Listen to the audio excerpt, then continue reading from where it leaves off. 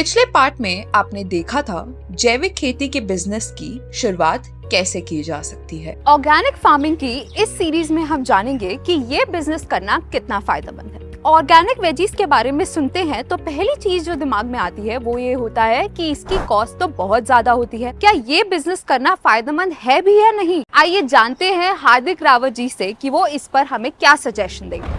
कोई भी एक्चुअली जब नया स्टार्ट करेंगे ऑर्गेनिक में तो उनको पहले 2 साल में एक्चुअली उसकी उपज घटनी है, लेकिन तीसरे चौथे साल से एक्चुअली उपज सेम होते यानी उसकी में जो फासला पहले 2 साल में 30% का होता है वो तीसरे चौथे साल में तकरीबन आपका 20% 10% रह जाएगा, जो तीसरे चौथे साल के बाद फिर समान हो जाता है और 5वें साल से बढ़ना स्टार्ट हो जाता है। जो पहले धीरज रखने का मामला है वो पहले 3 साल तक है कि जब वो अपनी हिम्मत बनाए रखे, मार्केट को डेवलप करके रखे। मार्केट में वो बेचने के लिए जब ट्राई करते हैं तो जो ऑर्गेनिक खरीदने वाले हैं वो जानते हैं कि इसके अंदर एक्चुअली मेहनत ज़्यादा है, इसके अंदर उपज थोड़ी सी कम मिलती है यूरिया के बदौलत, तो उसके कंपैरिजन में वो 20% ज़्यादा रेट देने को तैयार होते हैं। जब ज़्यादा गैप आ जाता है तो वो रेट ज़्यादा करने से आप कवर कर सकते हैं। तीसरे चौथे साल में जब आपकी उपज सेम हो जाएगी तो वही 20% जो लोग ज़्यादा दे रहे हैं वो आपके मुनाफे में जुड़ जाएगा। तो ओवरऑल जब आप 5 साल का एक्चुअली लेखा जोखा देखेंगे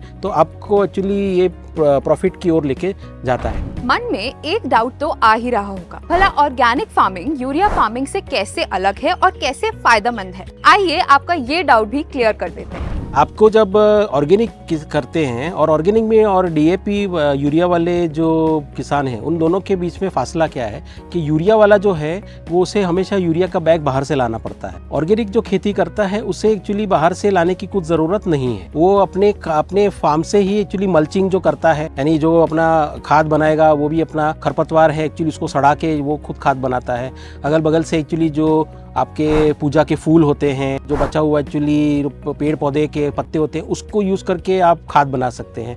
गोबर जो है अपने गाय किसान के पास आसानी के से होते हैं, तो गाय का जो गोबर है उससे कंपोस्ट वो बना सकते हैं। रिसर्च संस्थान है IARI, उन्होंने पूसा डिकम्पोजर बनाया है। वो पूसा डिकम्पोजर से आप एक्चुअली अपने फार्म पे बहुत आसानी से कंपोस्ट बना सकते हैं, वो कंपोस्ट एक्चुअली को यूज़ कर सकते हैं। तो ओवरऑल जो DAP की जो एक लागत है जहाँ पे एक्चुअली 3-4 हज़ार रुपये का एक्चुअली लागत है, उसके सामने ये कुछ चंद रुपयों में एक्चुअली आपका ये खाद बन जाता है। तो फर्टिलाइजर के कॉस्ट के पॉइंट ऑफ व्यू से ऑर्गेनिक काफी चीपर पड़ता है।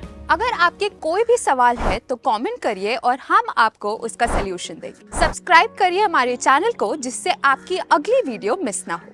अगले पार्ट में आप जानेंगे जैविक खेती से जुड़े सरकारी स्कीम और सब्सिडी के बारे में।